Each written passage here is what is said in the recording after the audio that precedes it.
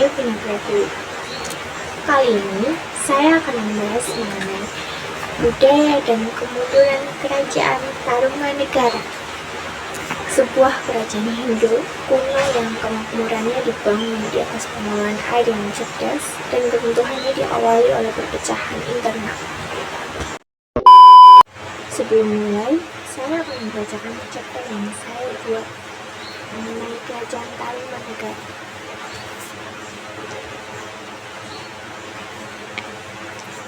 Di tepi sungai Citarum, Wira, seorang juru batu, menatap prasasti bertanda telapak kaki raja, yang dahulu cap itu melambangkan kejayaan Tarumanegara.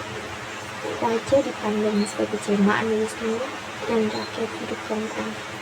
Budaya Hindu mewarnai setiap upacara di istana. Kemungkinan suasananya tak lagi sama.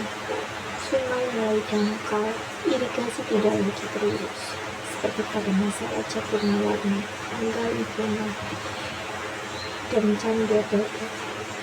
Rakyat saling berbisik tentang perpecahan bangsawan dan lemahnya pengaruh raja. Kerajaan tetangga tumbuh kuat, sementara budaya Tarumanegara perlahan ditinggalkan. Upacara semakin jarang, tempat suci mulai sepi. Wira menatap prasasti itu pelan dengan berhati-hati. Jejak kekayaan ini masih ada, katanya pelan. Tapi kerajaan sudah mulai meredup. Ia melangkah pergi meninggalkan batu itu, sadar bahwa Tarumanegara sedang memasuki senjanya. Budayanya mulai memudar dan kemundurannya tak lagi bisa disembunyikan. Jadi dulunya itu, kerajaan Tarumanegara dipimpin oleh seorang raja yang bernama Purnawarman. Ini ilustrasi Raja Purnawarman yang saya buat. Nah, mari kita mulai dengan aspek budaya kerajaan ini. Yang membuat mereka unik adalah yang pertama, corak keagamaan. Kerajaan Tarumanegara adalah kerajaan yang kental dengan nuansa Hindu, khususnya aliran Wisnu. Pengaruh ini sangat jelas terlihat dalam kehidupan sehari-hari dan catatan sejarah mereka. Bahkan, telapak kaki raja mereka diyakini sebagai manifestasi langsung dari Dewa Wisnu itu sendiri. Yang kedua, sistem pemerintahan. Kerajaan ini memiliki pemerintahan yang terorganisir, dipimpin oleh seorang raja yang digelari Raja Segala Raja, dibantu oleh para pejabat dan bangsawan yang loyal. 3. Ekonomi dan sosial. Masyarakatnya hidup makmur, bukan karena emas, sungai, dan sawah, tapi karena air.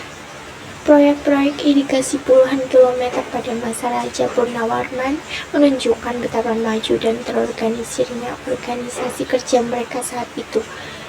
Mereka adalah ahli tata air di zamannya. Yang ketiga, ada peninggalan. Bukti prasasti paling kuat adalah 7 prasasti yang ditulis menggunakan bahasa Sanskerta dan huruf Pallawa. Salah satu yang terkenal adalah prasasti Charutar. Di sana terdapat gambar sepasang telapak kaki Raja Purnawarman yang dianggap suci, sebuah pernyataan simbolis kekuasaan yang luar biasa kuat. Sayangnya, kerajaan Tarumanegara, seperti halnya kerajaan kuno lainnya, tidak berlangsung selamanya. Kerajaan ini mengalami masa kemunduran yang tragis. Pecahnya kerajaan. Titik balik utama terjadi pada akhir masa pemerintahan raja terakhir, Sri Maharaja Linggawarman, tahun 669 Masehi. Setelah beliau wafat, terjadi krisis suksesi. Kerajaan Tarumanegara pecah menjadi 2 kerajaan yang lebih kecil. Kerajaan Sunda di bawah kekuasaan menantunya, Taru bawah kerajaan Galuh di bawah Retik Dani. 2. Ada melemahnya kekuasaan. Kedua wilayah ini sebelumnya adalah kerajaan bawahan yang tunduk. Setelah perpecahan ini, tidak ada lagi kekuasaan pusat yang kuat. Loyalisme terbagi dan otoritas pusat runtuh. Faktor lain diduga konflik internal yang berkepanjangan dan ketidakmampuan raja-raja penerus untuk mempertahankan kendali atas wilayah yang luas juga turut mempercepat kebuntuan kerajaan ini secara total. Sebagai kesimpulan, Kerajaan Tarumanegara meninggalkan warisan budaya Hindu yang kaya raya, bukti kecerdasan nenek moyang kita dalam mengelola alam dan masyarakat.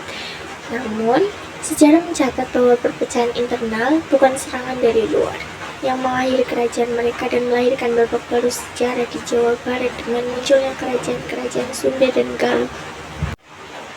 Sekian presentasi dari saya. Terima kasih. Wassalamualaikum warahmatullahi wabarakatuh.